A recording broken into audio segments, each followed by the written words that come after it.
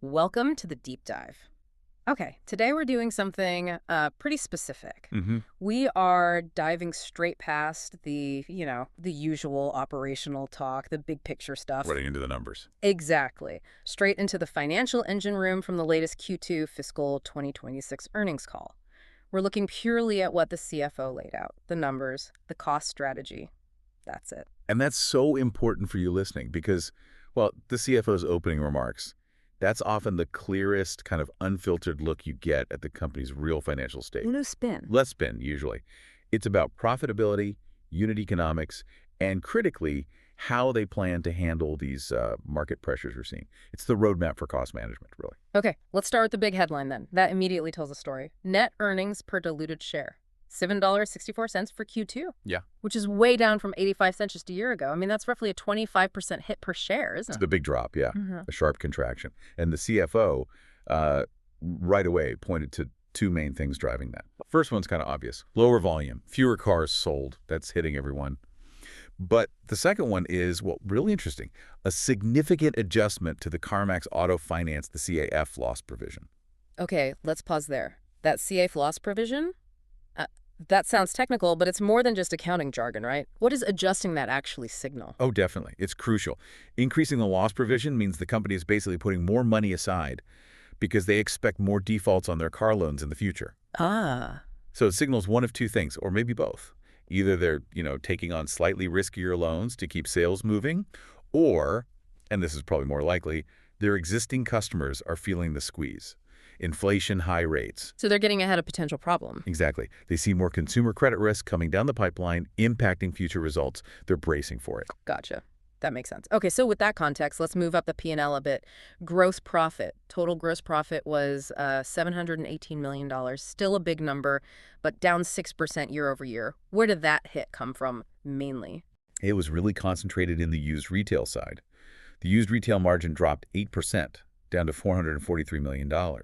That just confirms the volume problem, fewer cars sold. Right. But, and this is the really important part, the unit economics held up. Ah, the profit per car. That's the key metric for their actual operations, isn't it? Precisely. The retail gross profit per used unit came in at $2,216. And the CFO made a point of saying this was relatively stable, right in line with their historical average. So what you're saying is they're still good at making money on each car they sell. They just aren't selling enough cars right now. That's the story in a nutshell. It's not a pricing issue. It's not a fundamental problem with how they process cars. It's volume, driven by the wider economy. High interest rates are keeping buyers away. Okay. The engine's efficient, just needs more fuel. What about wholesale? That can sometimes be a bit wild. Surprisingly stable, actually. Wholesale vehicle margin was $137 million. That's down less than 1%. Tiny drop. And per unit. Also strong, $993 per wholesale unit. Shows they're still really efficient at, processing those trade-ins and vehicles they don't retail. Okay. And then there's the other gross profit. That includes things like extended protection plans, right? EP. Yeah, exactly. That landed at $138 million, down 4%. And that was mainly driven by a $6 million drop in the EP margin itself. Which makes sense. Fewer cars sold. Fewer chances to sell an EP. Yeah. It's that ripple effect. You always see it. But there was a small positive note on the service side. Oh, yeah. Service actually recorded a $4 million margin, a slight improvement year over year.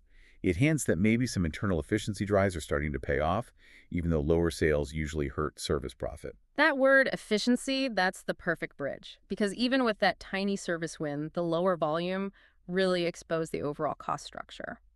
Let's pivot to SG&A selling, general, and admin expenses. Right. SG&A overall was $661 million. That was actually down 2% from last year, mostly because of lower stock-based comp. But here's where, the math gets harsh. Even though they cut costs slightly, about $13 million, Yeah. the drop in volume was so much bigger that their SG&A to gross profit ratio got worse. It deleveraged. Deleveraged. Okay, that's a key term. Explain that for us. It went up by 350 basis points to 84%. What does that 84% really mean? It means their overhead costs running stores, IT, corporate stuff ate up 84 cents of every single dollar of gross profit they made. Wow. Yeah. When that ratio climbs like that, especially towards 84%, it shows that costs aren't falling as fast as revenue. It squeezes margins hard and basically screams that the current cost structure isn't sustainable with current volumes. It forced them to act. And act they did. This seems like the core of the CFO's message, a huge commitment. Deliver at least an incremental $150 million in SG&A reductions over the next 18 months. That's a massive number. It's huge. And it's structural. This isn't just like a hiring freeze or cutting travel. They're talking about re-engineering things. What's the plan? Well, interestingly, they're framing it as optimizing the big investments they already made in their whole omni-channel transformation. Yeah. They spent the money building it. Now they need to make it run cheaper. Okay. But wait, if they already made those investments, why the incremental $150 million cut now? Does that mean the transformation didn't deliver the efficiencies they expected initially? That's a really fair question. I think the argument they'd make is twofold. First, you build a big new system, then you go back and you optimize it, right? Clean up the leftover bits, remove old stuff. Okay. Second, the current market, the low volume, it's just forcing them to do that optimization much, much faster than maybe they originally planned. That 84% SG&A ratio lit a fire under them. What might have taken 3 years now has to happen in 18 months.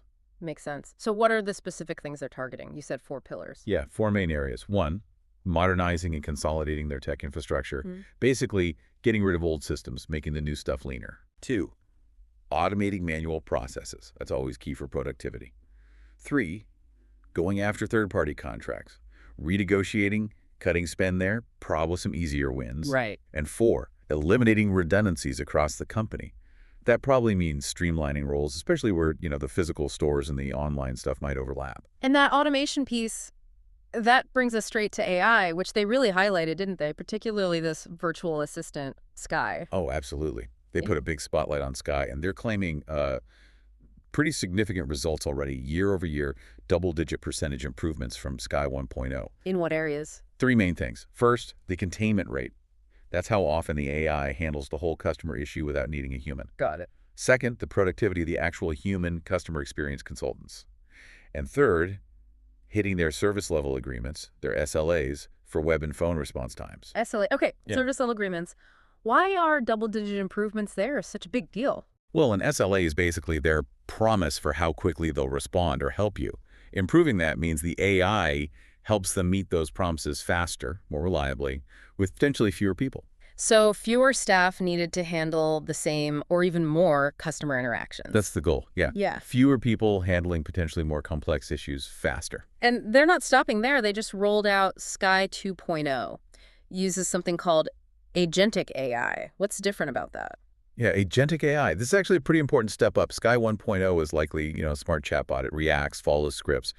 Agentic AI, like in Sky 2.0, is designed to be more proactive, more autonomous. Meaning? Meaning it doesn't just answer your question. It can potentially initiate actions, make decisions within limits, handle multi-step processes on its own, like maybe processing a return, scheduling the inspection, notifying the store, all without a human clicking buttons for each step. Ah, okay. So it's moving from just answering questions to actually doing things, taking tasks off human plates.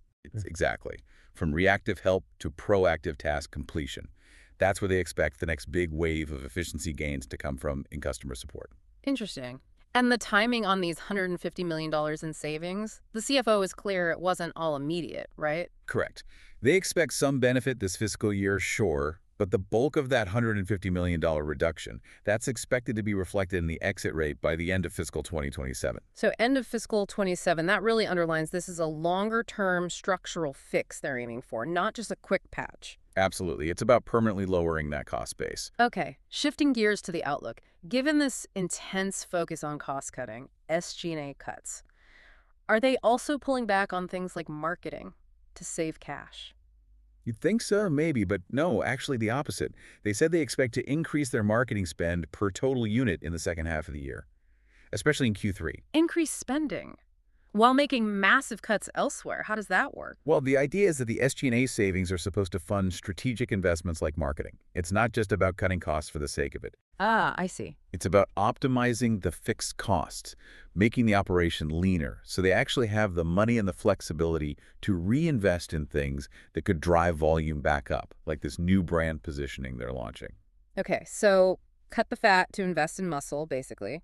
Optimize costs on one side, attack the volume problem on the other. That seems to be the strategy, yeah. And quickly, the service margin, we saw that small improvement. What's the outlook there? They expect some pressure in the back half. That's normal seasonality. Right. Fewer sales usually means less service work coming in. But they still think they'll deliver a positive margin for the full year, mainly because of those efficiency gains they've already banked. Got it. Okay, last piece. Capital allocation. They kept buying back shares. They did, yeah. Show some confidence, right? Despite the pressures, they bought back 2.9 million shares in the quarter. Spent $180 million doing it. And they still have authorization left. Plenty. About $1.56 billion still authorized for future buybacks at the end of the quarter. So a significant tool still available for returning cash to shareholders down the road. Okay, let's try and pull this all together then. For you, the listener, what's the big takeaway narrative from the CFO's numbers here? I think this story is really one of operational resilience meeting external headwinds. The core business, the per-car profitability, it looks stable, healthy even. They know how to make money on a transaction. Right. But the overall volume pressure is significant. And that CAF provision increase tells you the consumer environment is tough. Those external factors are hitting the bottom line hard. And that pressure is what's forcing this really aggressive, tech-driven push to cut SG&A costs. So that $150 million goal isn't just about survival in the short term. It's about fundamentally reshaping their cost structure using the tech they've built, making the platform super efficient. Exactly. It's designed to create a permanent cost advantage, a tailwind, that can eventually support their long-term earnings model again. You know, that high teens EPS growth target they have, assuming retail unit growth comes back to the mid-single digits. All right, assuming volume recovers. Which leads to the really interesting question to keep in mind looking forward. Can these internal efficiency gains, especially from advanced AI like Sky 2.0, really change the cost structure fast enough and deep enough to offset these ongoing macro pressures? Or is the volume challenge that stressed consumer hinted at by the CAF number just too big for efficiency alone to overcome? Precisely. It's efficiency versus the environment. That's the tension to watch over the next year or two. Can technology outrun a tough economy for them? A really interesting dynamic to track. Okay, that wraps up this deep dive focused squarely on the CFO's financial perspective. Thanks for tuning in. We'll catch you next time.